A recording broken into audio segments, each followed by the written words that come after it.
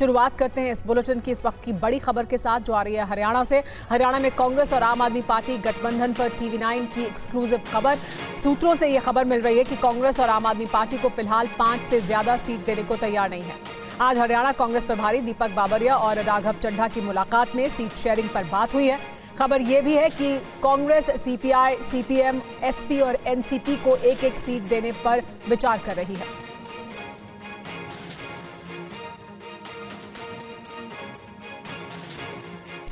इस मुद्दे पर हमारे साथ TV9 भारतवर्ष संवाददाता कुमार विक्रांत जुड़ गए हैं, उनसे बात करेंगे। इसके अलावा हमारे साथ अंकित भी मौजूद हैं, उनसे भी बात करेंगे। लेकिन सीधे सबसे पहले विक्रांत, आपका रुख करते हैं। ये बात हो रही है कि गठबंधन होगा, सीट शेयरिंग पर क्या बात फंसी हुई है और बाकी पार्टियों को जो सीट देने की बात हो रही है वो किस हद तक आगे बढ़ी है?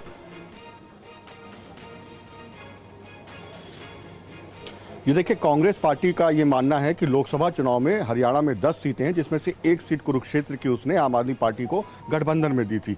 तो उस लिहाज से 9 सीटें ऐसी हैं जो वो गठबंधन को दलों को देना चाहते हैं। और राहुल गांधी जो नेता प्रतिपक्ष हो चुके हैं और कांग्रेस सबसे बड़ी पार्टी है, तो वो एक संदेश और संकेत देना चाहते हैं कि सबको साथ लेकर वो चलते हैं। सभी छोटे सहयोगी दलों का वो का समर्थन चाहते हैं, सबको साथ लेकर चलना चाहते हैं।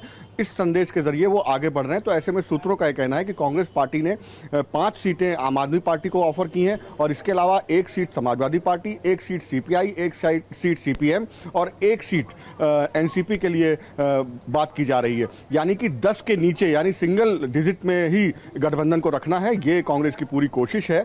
इसको लेकर के दीपक बावरिया और राघव चड्ढा के बीच आज फिर एक दौर की बातचीत हुई है, लेकिन अभी अंतिम फैसला नहीं हो चुका है। सूत्रों का कहना है कि अभी इसमें कुछ और वक्त लगेगा, क्योंकि कौन कौन सी सीटें होंगी, कौन सी सीट वो चाह रहे हैं और कौन सी सीट कांग्रेस देना चाह रही है, इस पर अभी चर्चा होनी बाकी है।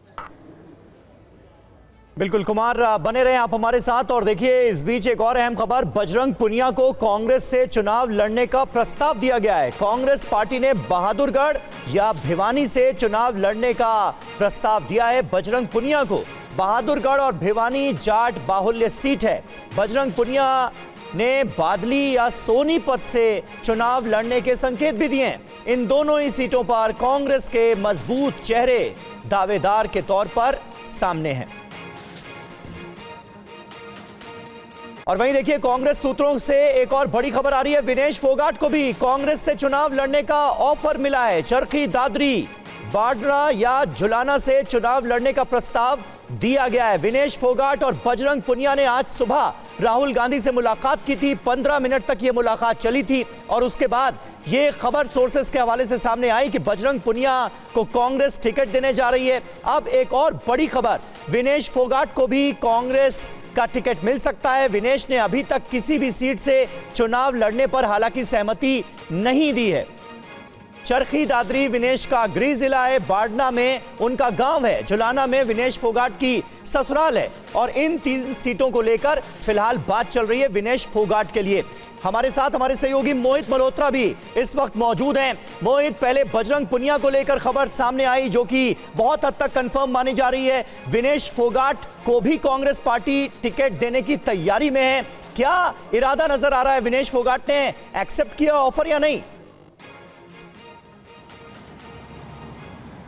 देखिए, अभी विनेश फोगाट की तरफ से ना तो इस ऑफर को एक्सेप्ट किया गया है और ना ही ऐसे कोई संकेत दिए गए हैं कि वो चुनाव लड़ने की इच्छुक हैं। उनको बताया गया कि अगर वो चुनाव लड़ना चाहती हैं तो ये 3 सीटें हैं जो कि कांग्रेस उनके लिए कहीं से भी वो लड़ सकती हैं, जिसमें एक बाडड़ा, जहां पर बलाली गांव है, जहां से कुश्ती सीखी है। फोगाट परिवार के साथ कुश्ती करना सीखा विनेश फोगाट ने, जहां पे वो पली बड़ी हैं, जहां उनका गांव है, वो सीट है। चरखी दादरी उनका गृह जिला है, वहां से उस सीट का भी ऑफर है। और तीसरी सीट है झुलाना, जो कि उनका ससुराल है। हालांकि अब तक कोई भी पॉजिटिव संकेत विनेश फोगाट ने नहीं दिए हैं कि वो इस ऑफर पे क्या करने वाली हैं, लेकिन उन्होंने राहुल गांधी के साथ जो बातचीत हुई है उसमें कहा है कि वो विचार करके बताएंगी। यानी अब तक कोई फाइनल कंफर्मेशन उनकी तरफ से नहीं दिया गया कि वो चुनाव लड़ने की इच्छुक है। हालांकि बजरंग पुनिया ने सीधे तौर पे जब उनसे पूछा गया कि वो चुनाव कहां से लड़ना चाहते हैं, तो उन्होंने बादली सीट जो कि झज्जर जिले में आती है उसको लेकर उन्होंने कहा, और दूसरी सीट थी सोनीपत, जहां पर फिलहाल वो रह रहे हैं। लेकिन इन दोनों ही सीटों पर कांग्रेस के सिटिंग विधायक हैं और सिटिंग विधायकों की टिकट कांग्रेस नहीं काटना चाहती। बादली में कुलदीप वत्स हैं जो कि पार्टी के बड़े ब्राह्मण चेहरे हैं, और सोनीपत में सुरेंद्र पवार हैं जो कि पार्टी के एक और बड़े चेहरे हैं, लेकिन फिलहाल वो ईडी के केस में जेल में बंद हैं और पार्टी वहां से उनकी टिकट काटकर उनको ये संदेश नहीं देना चाहती कि उनके मुश्किल वक्त में पार्टी ने उनको अलग थलग कर दिया है, उनको छोड़ दिया है। इस वजह से दोनों ही सीटों से बजरंग पूनिया को लड़ाने में काफ़ी दिक्कत है कांग्रेस को। बहादुरगढ़ और भिवानी ये दो जाट बहुल्य सीट है जहां पर जो बजरंग पूनिया है उनको आगे रखना चाहती है पार्टी। उन दोनों ही सीटों का ऑफर दिया गया है, लेकिन अभी बजरंग पूनिया ने भी कोई कंफर्मेशन नहीं दिया है। लेकिन जो बजरंग पूनिया दोनों सीटें मांग रहे हैं वहां पर क्या किसी सिटिंग विधायक का टिकट काटकर उनको टिकट दिया जाएगा, इस पर कांग्रेस ने भी अपना अभी तक कोई जवाब नहीं दिया है। तो काफी दिलचस्प हो गया है। ठीक है, ये बड़ा महत्वपूर्ण है, बड़ा महत्वपूर्ण है। और कुमार विक्रांत, अगर आप के पास कुछ और खबर हो तो आप बता सकते हैं, क्योंकि कांग्रेस पार्टी की तरफ से ऑफर दिया जा रहा है, सीट दी जा रही है, चुनाव लड़ाने की तैयारी है दोनों को ही, बजरंग पूनिया को भी और विनेश फोगाट को भी। लेकिन अब सीटों पर पेच फंसा हुआ है, कौन सी सीट से कौन लड़ेगा इसे लेकर पेच फंसा हुआ है। कि आज मुलाकात जब हुई राहुल गांधी से जम्मू कश्मीर जाने से पहले, दौरे से पहले, क्या क्या हुआ? जी देखिए, सूत्र ये बता रहे हैं कि राहुल गांधी ने विनेश फोगाट को यही कहा है कि आपके अंदर अभी आपका खेल बाकी है, तो आप पहले ये तय कर लीजिए, अगर आपको खेलना है तो आप खेलिए, चुनाव बाद में भी लड़ सकती हैं, और अगर आप अभी लड़ना चाहती हैं तो हमारी पार्टी उसके लिए भी तैयार है। उसके बाद राहुल गांधी ने इन दोनों खिलाड़ियों को संगठन महासचिव केसी वेणुगोपाल के पास भेजा, जहां ये सारी चर्चा हुई सीटों को लेकर के। और ऐसे में विनेश फोगाट ने कोई हामी नहीं भरी, अब तक कोई फैसला नहीं किया, और बजरंग पूनिया की सीट को लेकर पेच फंसा हुआ है, इस पर भी अभी फैसला नहीं हो पाया। उन्होंने कुछ वक्त मांगा है विचार करने के लिए। ऐसे में यह भी संभव है कि दो में से कोई एक ही चुनाव लड़े। जी, कुमार विक्रांत आप बने रहिएगा, मोहित आप भी बने रहिए। इस बीच एक और अहम खबर, हरियाणा में आपसे गठबंधन पर कांग्रेस में विरोध के स्वर उठ रहे हैं। कांग्रेस नेता प्रताप सिंह बाजवा की आलाकमान को सलाह, आपसे जितना दूर रहोगे उतना ही अच्छा रहेगा। बाजवा ने कहा कि लोकसभा चुनाव में पंजाब में हमने ये साबित किया, दिल्ली में अगर अकेले लड़ने गए तो 2 से 3 सीट मिल जाती। बाजवा ये बार बार संकेत दे रहे हैं कि हरियाणा में ये गठबंधन सही नहीं होगा, और इसको लेकर वो कांग्रेस आला कमान को आगाह कर रहे हैं। देखो, वो तो पार्टी हाईकमान देखे क्या करना है, मगर मेरा पर्सनल व्यू है कि इनके साथ जितनी दूरी रखें उतनी ही हमें अच्छी रहेगी। पंजाब में हमने ये बात साबित कर दी, ये 92 से 32 पर आ गए, और 32 पर आने के बावजूद इनका जो तौर तरीका है वो आपके सामने है, भगवान भूला हुआ है इनको। और इसीलिए मैं कहता हूं कि आगे हमने इनके साथ हरियाणा में, गुजरात में और दिल्ली में इकट्ठे इनसे अलायंस में इलेक्शन लड़ी, और नेट रिजल्ट 0 था। एक कुरुक्षेत्र की इलेक्शन आपको हमने टिकट दी, वहां से अगर हमारा कैंडिडेट होता कांग्रेस का 100% जीतता। और ये मेरा मानना है कि अगर दिल्ली में भी हम ये अकेले लड़ते ये सारी इलेक्शंस को, कम से कम 2 से 3 पार्लियामेंट 5 में से सीट हमें मिलती। कि इनसे जितनी दूरी रखोगे उतना ही अच्छा। हरियाणा में कांग्रेस की पैंठ है, अच्छे लीडर हैं, लेकिन ये सजेशन क्या आप हाईकमान को देंगे? नहीं, मैं तो आपके जरिए सजेशन भेज रहा हूँ कि इनसे जितना दूर रहोगे उतना ही हम फायदे में। तो हरियाणा में कांग्रेस और आपका गठबंधन हो, इसको लेकर कांग्रेस के भीतर से ही अब विरोध के सुर सुनाई पड़ रहे हैं। ऐसे में कुमार विक्रांत, अभी तो फाइनल भी नहीं हुई हैं चीजें, अभी से ही कांग्रेस के भीतर एक विरोध नजर आ रहा है। ऐसे में इस विरोध को आला कमान कैसे मैनेज करेगा?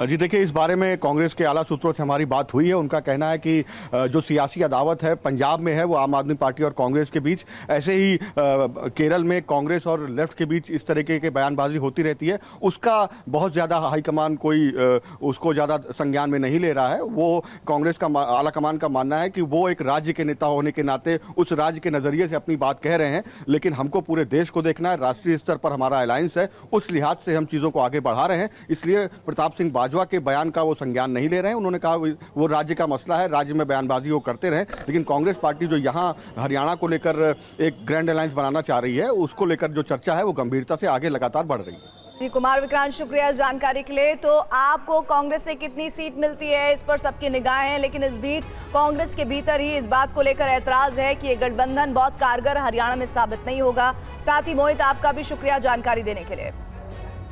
हरियाणा बीजेपी के अध्यक्ष मोहनलाल बडौली ने कहा है कि कांग्रेस और आम आदमी पार्टी के गठबंधन से बीजेपी पर कोई असर नहीं पड़ेगा। विनेश फोगाट और बजरंग पूनिया के चुनाव लड़ने पर उन्होंने क्या कहा, वो भी सुनिए। भारतीय जनता पार्टी को हरियाणा प्रदेश की जनता का आशीर्वाद मिलना है। हरियाणा प्रदेश की जनता ने मन बना लिया है कि आने वाले मुख्यमंत्री नायब सिंह सैनी होंगे और इस 5 तारीख के मतदान में और 8 तारीख की मतगणना में ये बात स्पष्ट होगी कि बड़े मैंडेट के साथ भारतीय जनता पार्टी की सरकार बनेगी। विनेश फोगाट और बजरंग पूनिया ने राहुल गांधी से मुलाकात की है, ऐसा लग रहा है कि वो चुनाव लड़ सकते हैं, इसको कैसे देखते हैं? ये प्रत्येक वोटर का अधिकार है चुनाव लड़ना और लोकतंत्र के पर्व में शामिल होगा। कौन किससे मिलेगा, क्या करेगा, ये जब उनकी सूची जारी होगी तब उसके बाद कुछ कहेंगे। खिलाड़ियों को क्या बीजेपी भी टिकट दे सकती है? इससे पहले भी कुछ खिलाड़ी आपके टिकट पर चुनाव लड़ते रहे हैं। 100% हमने खिलाड़ियों को पहले भी सम्मान दिया है और आगे भी हमारा राष्ट्रीय नेतृत्व उस पर जरूर विचार करेगा। सीएम के लिए सुरक्षित सीट आप लोग ढूंढ रहे थे, मिली कोई सीट? कहां से वो लड़ सकते हैं? 90 की 90 विधानसभाएं मुख्यमंत्री जी के लिए सुरक्षित हैं, लेकिन अंतिम फैसला हमारा राष्ट्रीय नेतृत्व करेगा। और अखिलेश यादव आजकल बुलडोजर एक्शन को लेकर लगातार हमला बोल रहे हैं योगी सरकार पर। अब योगी आदित्यनाथ की तरफ से इसका जवाब दिया गया है। कहा गया है कि बुलडोजर चलाना सबके बस की बात नहीं, बुलडोजर के लिए दिल और दिमाग दोनों चाहिए। अखिलेश यादव ने कहा था कि 2027 में बुलडोजर का रुख बदलेगा।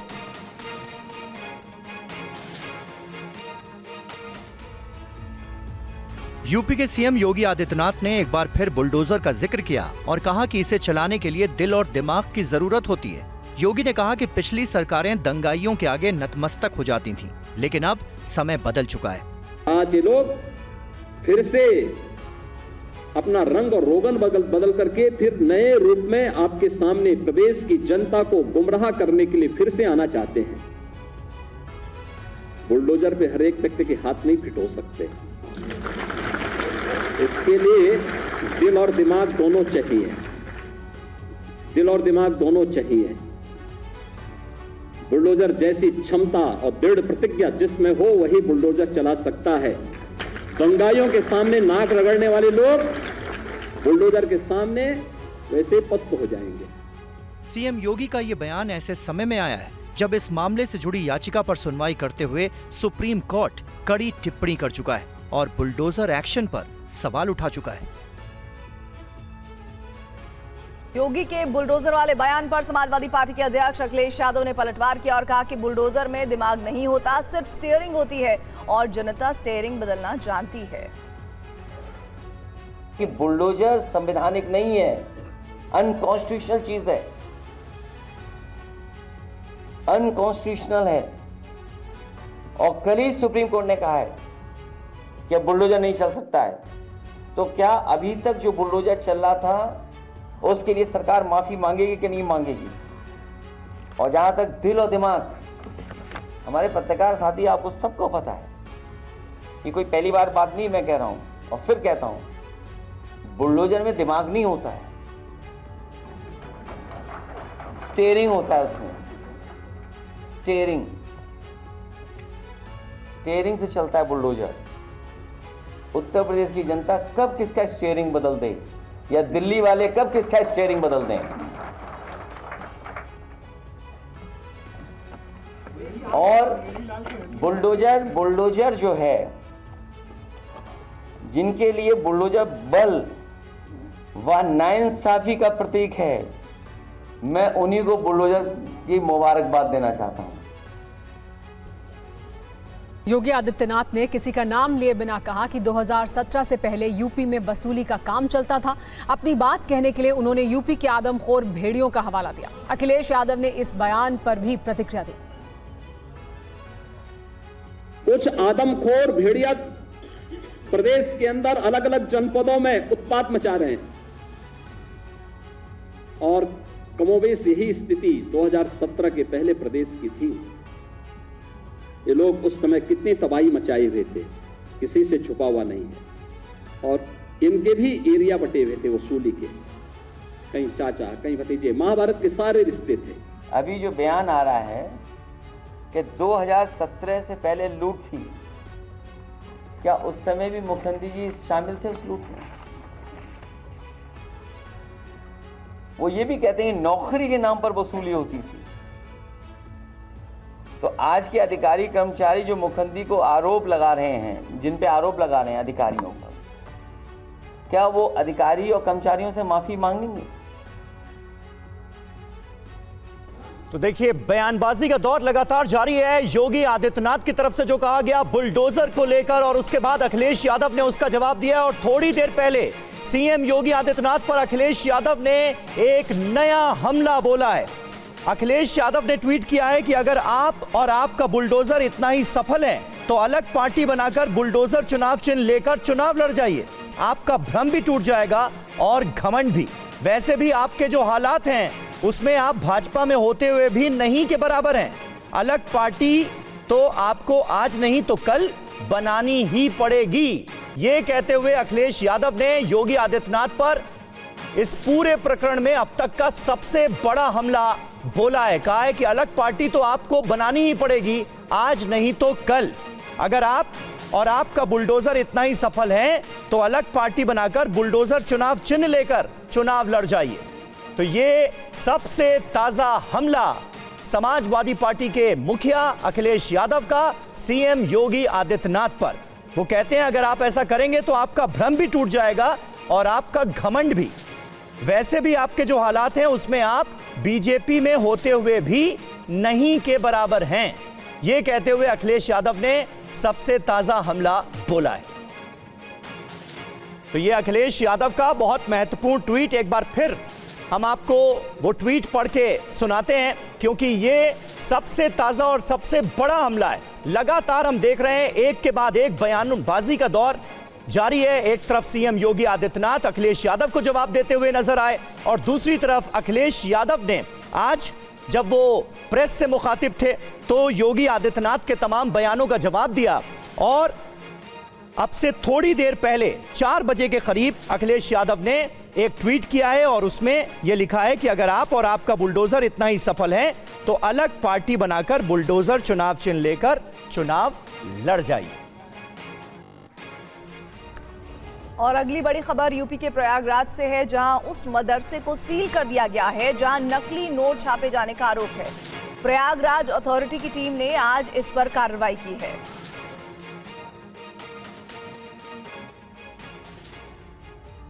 आरएसएस को लेकर मौलाना तौकीर रजा ने विवादित बयान दे दिया है। इसके साथ ही तौकीर रजा ने आरएसएस सहित कई हिंदू संगठनों पर बैन लगाने की मांग भी की है। आरएसएस आतंकी संगठन है, बताया क्या है? मैं अल्लाह ऐलान कह रहा हूं। आरएसएस पर पाबंदी लगाई जानी चाहिए, विश्व हिंदू परिषद पे पाबंदी लगाई जानी चाहिए, बजरंग दल पर पाबंदी लगाई जानी चाहिए। अगर हुकूमत को मुल्क में अमन और अमान बरकरार रखना है और मुल्क में तरक्की और खुशहाली का काम करना है तो इन तमाम ऐसे आतंकवादी संगठनों पर पाबंदी आयद होनी चाहिए। हुकूमत अगर वाकई ईमानदारी से काम करना चाहती है, इस किस्म की बेईमानी लिंचिंग बंद कराई जानी चाहिए। आप खुली दुश्मनी कर रहे हो, इसका मतलब यह है कि अब हमें अपने वजूद को, हमें औकाफ को नहीं बचाना है, हमें अपनी मस्जिदों को बचाना है, हमें अपनी दरगाहों को बचाना है। जायदाद का मसला नहीं है, जमीनों का मसला नहीं है, हमारे वजूद का मसला है। हम हिंदुस्तान के लिए जीते हैं, हिंदुस्तान के लिए मरते हैं, हिंदुस्तान के लिए जान दे सकते हैं, लेकिन अपनी इज्जत देने के लिए, अपना वकार देने के लिए तैयार नहीं है। और आइए आपको सीधे लिए चलते हैं। सिंगापुर से कुछ अहम तस्वीरें सामने आ रही हैं। प्रधानमंत्री नरेंद्र मोदी सिंगापुर के सीएम से इस वक्त मुलाकात कर रहे हैं। ये अहम तस्वीरें आपके सामने हैं। ब्रुनेई के बाद सिंगापुर दौरे पर हैं प्रधानमंत्री नरेंद्र मोदी। इससे पहले हमने देखा ब्रुनेई के सुल्तान के साथ उनकी आज द्विपक्षीय वार्ता हुई, कई अहम मुद्दों पर बातचीत हुई और प्रधानमंत्री नरेंद्र मोदी ने कहा कि ब्रुनेई और भारत के रिश्ते बहुत मजबूत दौर में पहुंच रहे हैं। और अब सिंगापुर पहुंच गए हैं प्रधानमंत्री नरेंद्र मोदी। वहां के प्राइम मिनिस्टर के साथ, सिंगापुर के प्राइम मिनिस्टर के साथ उनकी मुलाकात चल रही है और बायलैटरल टॉक्स जो होनी है उस पर सबकी नजरें।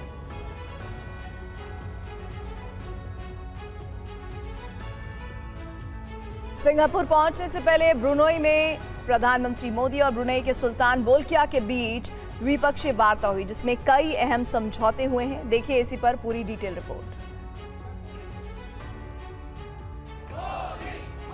तस्वीरें पीएम मोदी के सिंगापुर दौरे की हैं। सिंगापुर पहुंचने पर पीएम मोदी का शानदार स्वागत हुआ। पीएम मोदी ने लोगों को ऑटोग्राफ भी दिए। भारतीय मूल की महिलाओं ने पीएम मोदी को राखी भी बांधी। भारतीय समुदाय के लोगों ने ढोल नगाड़ों के साथ पीएम मोदी की आगवानी की। लोगों में गजब का उत्साह देखने को मिला। भारतीय समुदाय के लोगों के जोश को देखते हुए पीएम मोदी ने खुद भी ढोल बजाया। इस दौरान गणपति बप्पा मोरिया के जमकर जयकारे लगे। पीएम मोदी भी यहाँ कुछ अलग अंदाज में ही नजर आए। वे महाराष्ट्र के रंग में रंगे दिखाई दिए। उन्होंने यहाँ जमकर ढोल बजाया और लोगों का अभिवादन किया।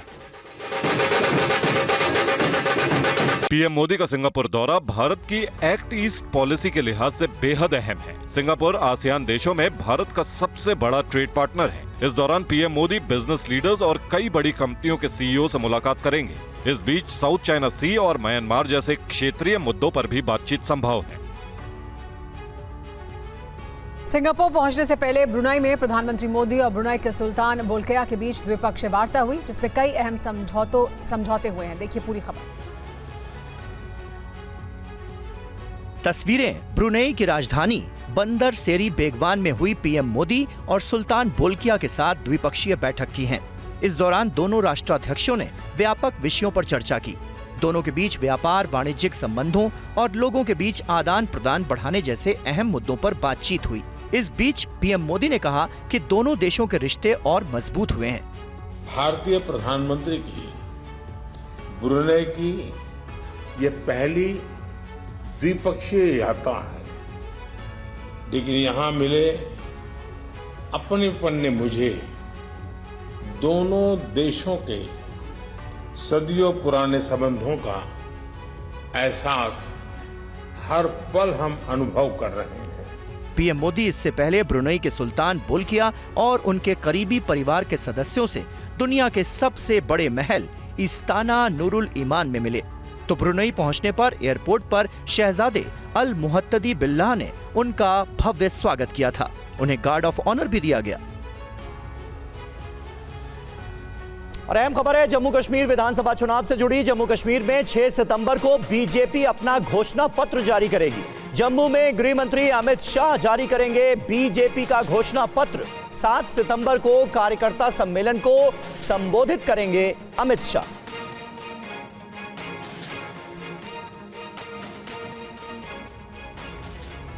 आज राहुल गांधी की जम्मू कश्मीर के रामबन और अनंतनाग में 2 रैली हुई। रामबन में चुनावी रैली में उन्होंने कहा, देश में बीजेपी और आरएसएस के लोग नफरत और हिंसा फैला रहे हैं। देश को बांटने का काम किया जा रहा है।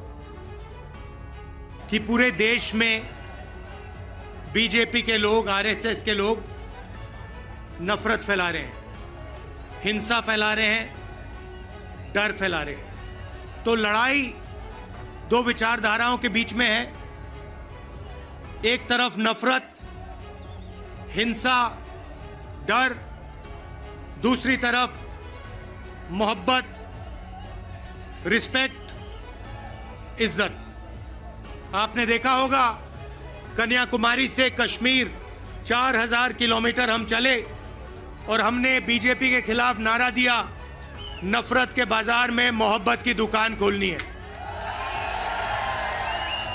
उनका काम नफरत फैलाने का है, हमारा काम मोहब्बत फैलाने का है। वो तोड़ते हैं, हम जोड़ते हैं। और अंत में नफरत की काट मोहब्बत से ही होती है, आप सब जानते हो। रामबन की रैली में राहुल गांधी ने कहा कि जम्मू कश्मीर को यूटी बनाकर लोगों का हक छीना गया है। कांग्रेस इसे वापस दिलाएगी। हिंदुस्तान के इतिहास में पहली बार स्टेटहुड छीना गया है। यूनियन टेरिटरी को पहले यूनियन टेरिटरी को स्टेट बनाया गया था। स्टेट को बांटकर 2 स्टेट बनाए गए। तेलंगाना बना, छत्तीसगढ़ बना, उत्तराखंड बना, अरुणाचल को स्टेट बनाया गया। मगर पहली बार हिंदुस्तान के किसी स्टेट को रद्द करके लोगों का जो हक है वो छीना गया। पहली बार हुआ है ऐसे हिंदुस्तान के इतिहास में, मॉडर्न इंडिया में यह काम पहले कभी नहीं किया गया है। तो सबसे पहले जम्मू कश्मीर को जो स्टेटहुड है वो वापस देना है। और वहीं केंद्रीय मंत्री जितेंद्र सिंह ने राहुल गांधी के आरोपों का जवाब दिया और कहा कि कांग्रेस के राज में कश्मीर के लोग घरों से बाहर नहीं निकलते थे। पीएम मोदी की वजह से कश्मीर के लोग आज खुली हवा में सांस ले रहे हैं। कश्मीर दौरे पर पहुंचे राहुल गांधी ने आरोप लगाया कि बीजेपी घाटी में फिर से नफरत फैलाने का काम कर रही है, जिस पर केंद्रीय मंत्री जितेंद्र सिंह ने पलटवार किया और कहा कि कश्मीर में आतंकवाद की जड़ें कांग्रेस के जमाने में मजबूत हुई थी। आप ही की सरकार मजबूर रखी थी कि आप बाहर नहीं जा सकते थे। आज मोदी जी की सरकार के चलते आपको इस तरह की आज़ादी है कि आप खुली फिजा में घूम सके। लेकिन हुआ क्या है कि 30 बरस तक उस दहशत की आड़ में 8-10% वोट की उस बराए राम जमहूरियत के पर्दे में पुश्त दर पुश्त कांग्रेस पार्टी अपनी सियासत चलाती रही। जम्मू कश्मीर में विधानसभा चुनाव की सरगर्मी बढ़ने लगी है। आज नेशनल कॉन्फ्रेंस के उम्मीदवार उमर अब्दुल्ला ने गांदरबल से अपना नामांकन कर दिया। कि बीजेपी की मुकम्मल कोशिश रही है कि ज़्यादा से ज़्यादा आज़ाद उम्मीदवार जो हैं वो कश्मीर से कामयाब हों, ताकि कल को इन आज़ाद उम्मीदवारों के साथ जो है ये लोग हुकूमत बनाए।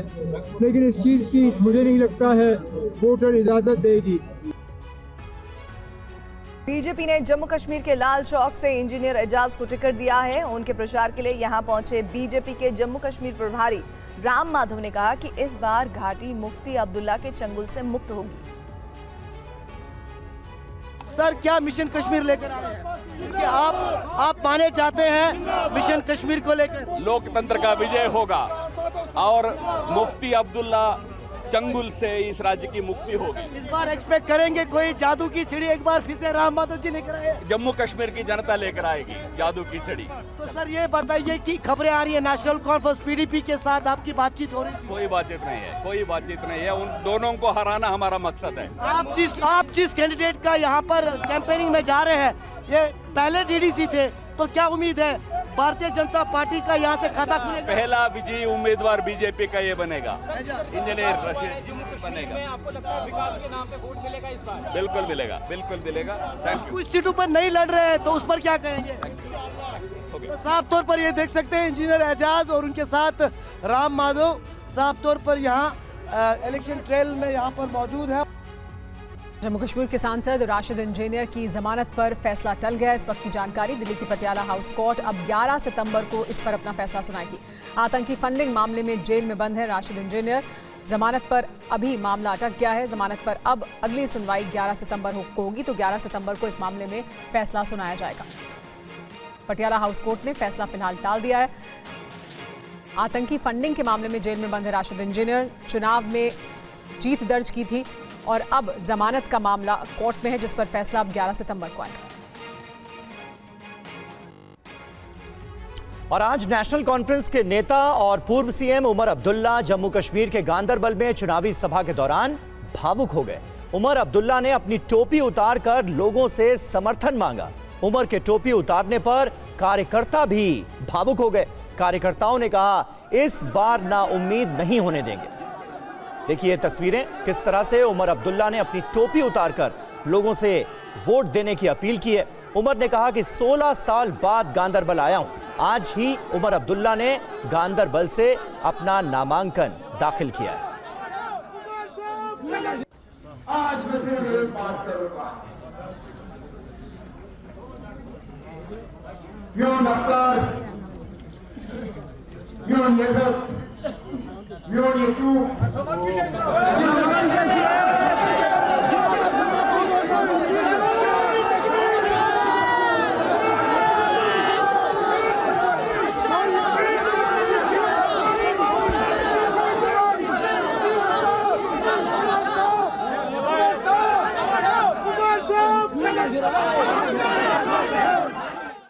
दिल्ली से बड़ी खबर आ रही है। एमसीडी वार्ड कमेटी चुनाव में आपके 4 पार्षदों ने क्रॉस वोटिंग की है और ये खबर आ रही है। और आपके पार्षदों ने बीजेपी उम्मीदवार को किया है वोट। क्रॉस वोटिंग से मुकाबला 11-11 पर टाई हो गया है। लॉटरी से जोन चेयरमैन पद पर आपकी जीत हुई है। आप पार्षदों ने बीजेपी उम्मीदवार को वोट किया है। क्रॉस वोटिंग की खबर है, जिसमें 4 पार्षदों पर यह आरोप है कि उन्होंने क्रॉस वोटिंग की है। क्रॉस वोटिंग से मुकाबला 11-11 पर टाई हो गया है। जितेंद्र भाटिया हमारे साथ हमारे सहयोगी जुड़ रहे हैं। जितेंद्र, ये 4 पार्षद कौन है और इसके पीछे वजह क्या है क्रॉस वोटिंग की? देखिए, इनकी नाम बदल है, लेकिन जिस तरीके से साउथ जोन के जब चुनाव हो रहे थे तो वहाँ पर जो संख्या बल था वो आम आदमी पार्टी के पक्ष में था। लेकिन जब वोटिंग बाद परिणाम की तरफ बढ़ी तो पता लगा कि इसमें 11 बीजेपी को मिले हैं और 11 की आम आदमी पार्टी के उम्मीदवार को, यानी कि जहाँ पर जीतना था आम आदमी पार्टी के उम्मीदवार तो वहाँ पर टाई हो गई। इसके बाद जब लॉटरी हुई, लॉटरी के बाद में उम्मीदवार जीता है उनके जो वहाँ पर चेयरमैन। तो सवाल यहाँ खड़े है, संख्या बल आम आदमी पार्टी के पक्ष में था तो बीजेपी को उनके बराबर कैसे मिली? तो इसके आधार पर शुक्रिया जानकारी के लिए आपका। श्री कृष्ण जन्मभूमि मामले में मुस्लिम पक्ष सुप्रीम कोर्ट पहुंचा है। इलाहाबाद हाईकोर्ट के फैसले को यहां चुनौती दी गई है मुस्लिम पक्ष द्वारा। इलाहाबाद हाईकोर्ट से मुस्लिम पक्ष की याचिका खारिज हुई थी, जिसके बाद अब सुप्रीम कोर्ट पहुंचा है मुस्लिम पक्ष। हिंदू पक्ष की याचिकाओं को खारिज करने की मांग की गई थी। प्लेसेस ऑफ वर्शिप एक्ट का हवाला दिया गया था। इस पर और ज्यादा जानकारी के लिए हमारे साथ टीवी 9 भारतवर्ष संवाददाता पीयूष पांडे जुड़ गए हैं। पीयूष, सुप्रीम कोर्ट में क्या कहा गया है मुस्लिम पक्ष द्वारा? शाही ईदगाह मस्जिद की ओर से ये कहा गया है कि प्लेसेस ऑफ वर्शिप एक्ट और ऑर्डर 7 रूल 11 इन पर जो हाईकोर्ट ने निर्णय लिया वो उचित नहीं है और इस मामले पर सुप्रीम कोर्ट तत्काल रोक लगाकर मामले पर अगली सुनवाई करे। क्योंकि मुस्लिम पक्ष की ओर से हाईकोर्ट में हिंदू पक्ष की याचिकाओं को खारिज करने की मांग की गई थी और हाईकोर्ट ने मुस्लिम पक्ष की याचिका को खारिज कर दिया था और इसके बाद अब मुस्लिम पक्ष की ओर से सुप्रीम कोर्ट में याचिका दाखिल की गई और ये कहा गया है कि सीपीसी के आदेश 7 और नियम 11 का आवेदन जो खारिज किया गया था वो आदेश हाईकोर्ट का उचित नहीं है और इस मामले पर पूरी तरह से उनके पक्ष को सुना नहीं गया और ये गौर नहीं किया गया कि आखिर व्यवस्थित कानून क्या है। तो ऐसी स्थिति में इस मामले पर सुप्रीम कोर्ट सुनवाई करे और हाईकोर्ट के आदेश पर रोक लगाए, ये मांग मुस्लिम पक्ष की ओर से की गई है। जी, बहुत शुक्रिया पीयूष इस तमाम जानकारी के लिए। और महाराष्ट्र में छत्रपति शिवाजी की प्रतिमा गिरने के बाद से सियासी संग्राम मचा है और इस बीच केंद्रीय मंत्री नितिन गडकरी ने एक ऐसी बात बताई है जिस पर अगर अमल किया जाता तो इस पूरी घटना को ही टाला जा सकता था। क्या है वो बात, देखिए इस रिपोर्ट में। अभी ऐसा है कि केंद्रीय राजमार्ग मंत्री नितिन गडकरी ने कहा कि अगर छत्रपति शिवाजी की प्रतिमा बनाने में स्टेनलेस स्टील का इस्तेमाल होता तो वो कभी नहीं गिरती। गडकरी ने कहा कि समुद्र के आसपास किसी भी तरह के निर्माण में इसका खास ख्याल रखा जाता है। तो अभी ऐसा है कि जहाँ 30 किलोमीटर समुद्र के बाजू में है वहाँ स्टेनलेस स्टील यूज किए बिना पर्याय नहीं है। अगर वो शिवाजी का पुतला अगर स्टेनलेस स्टील यूज होता तो 100% वो नहीं देता। गडकरी ने कहा कि इस तरह के निर्माण से पहले इसकी भी जांच जरूरी होती है कि वहां की मिट्टी कैसी है। 26 अगस्त को महाराष्ट्र के सिंधुदुर्ग में 8 महीने पहले बनी शिवाजी की 35 फीट ऊंची प्रतिमा गिर गई थी, जिसके बाद से महाराष्ट्र में सियासी संग्राम मचा है। महाराष्ट्र में विधानसभा चुनाव के ऐलान से ठीक पहले इस मुद्दे ने सियासी रंग ले लिया, जिसके बाद पीएम सहित महाराष्ट्र के सीएम ने भी घटना पर माफी मांगी। शिवाजी की प्रतिमा गिरने के बाद महाविकास अघाड़ी सरकार पर लगातार हमले बोल रही है, जिसके जवाब में बीजेपी ने भी प्रदर्शन किया था। इस सियासी हंगामे के बीच नितिन गडकरी का ये बयान अहमियत रखता है। राजस्थान से खबर आ रही है, भजनलाल कैबिनेट के बड़े फैसले हुए हैं। पुलिस भर्ती में महिलाओं को 33% आरक्षण किया गया है। अब सरकारी कर्मचारी की मृत्यु होने पर आश्रित को पेंशन दी जाएगी।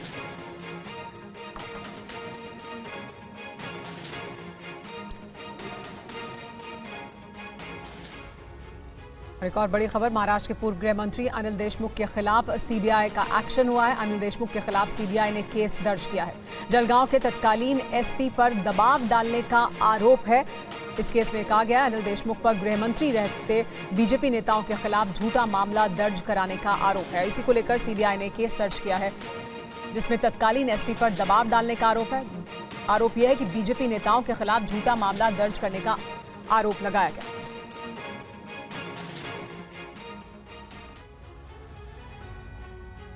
और खबरों में आगे बढ़ेंगे। कोलकाता रेप और मर्डर केस से जुड़ी एक बड़ी अपडेट है। पूर्व प्रिंसिपल संदीप घोष ने सुप्रीम कोर्ट में याचिका लगाई है। संदीप घोष की अर्जी पर 6 सितंबर को होनी है सुनवाई।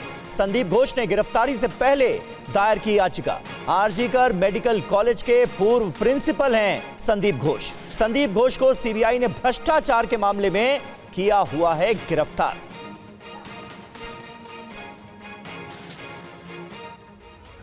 उत्तराखंड के राजाजी टाइगर रिजर्व के निदेशक पद पर आईएफएस अधिकारी राहुल की नियुक्ति पर सुप्रीम कोर्ट ने सवाल उठाए हैं। सुप्रीम कोर्ट ने कहा कि हम एक सामंती युग में नहीं रह रहे हैं। दरअसल आईएफएस अधिकारी राहुल को अपने अवैध पेड़ कटाई के आरोपों के चलते हटाया गया था, लेकिन फिर उन्हें दोबारा नियुक्त किया गया।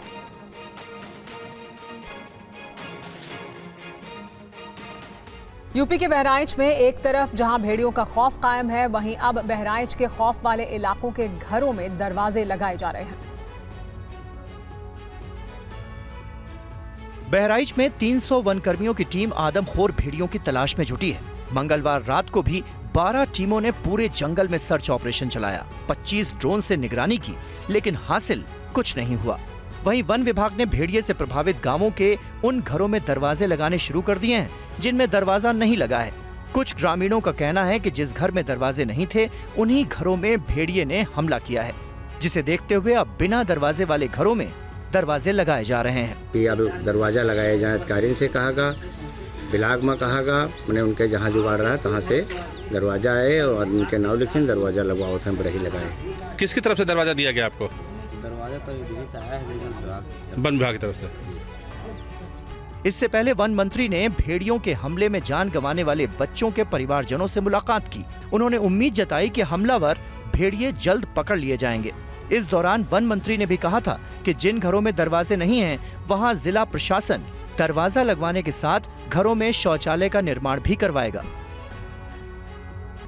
और दिल्ली एनसीआर के कई इलाकों में आज जोरदार बारिश हुई। बारिश ने कई जगहों पर जो स्थिति पैदा कर दी, उसके बाद जल भराव की समस्या से लोगों को दो चार होना पड़ा। तस्वीरें आपके सामने हैं। दिल्ली एनसीआर के कई इलाकों में इसी तरह से सड़कों पर जगह जगह पानी भर गया, जिसकी वजह से राहगीरों को काफी दिक्कतों का सामना करना पड़ा।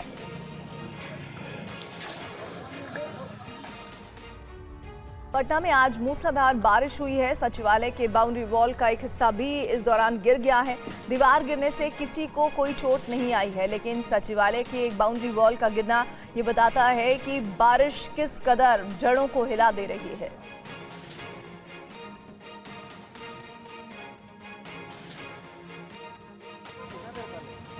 बहुत देरी हो गया है, करीब आधा घंटा हो गया, 1 घंटा। हाँ, ये सर तो मिट्टियों से खराब मसाला डला है इसमें। हाँ, मसाला ये क्या है? मसाला बोलता है सर, मसाला बोलता है। ये क्या है? मिट्टी है क्या है? मसाला है, ये मसाला बोलता है। देखिए कौन मिस्त्री है ये इसमें, देखिए खाली बालू दे है। काम मतलब ठीक से नहीं हुआ? काम ठीक से नहीं हुआ,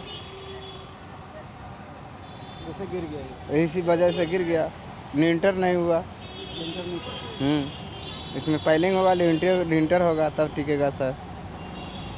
10 इंची का नहीं डाल रहा है, वो तो स्टाफ लेबर लोग और एथी सब बताएगा। लेकिन जो काम हुआ है, बाउंड्री गिरा है, इस पर क्या कहेंगे? ये तो बहुत एथी है, बहुत दुख एथी है। बड़ी खबर आ रही है। प्याज की बढ़ती कीमतों के बीच केंद्र सरकार का बड़ा फैसला। दिल्ली एनसीआर में सस्ता प्याज बेचेगा केंद्र सरकार और नेफेड, साथ ही एनसीसीएफ के जरिए प्याज सस्ती दरों पर बेची जाएगी। 35 रुपए किलो आम जनता को प्याज बेची जाएगी। अभी 60 रुपए में 1 किलो प्याज मिल रहा है और ऐसे में आप समझिए कि अगर ऐसा होता है और जनता को कितनी बड़ी राहत इस खबर के बाद मिलेगी, क्योंकि 60 रुपए किलो अभी प्याज मिल रही है और अगर केंद्र सरकार पहल करता है तो 35 रुपए किलो ये प्याज मिल पाएगी। और फिलहाल वक्त हो गया एक ब्रेक का। बने रहिए TV9 भारतवर्ष के साथ।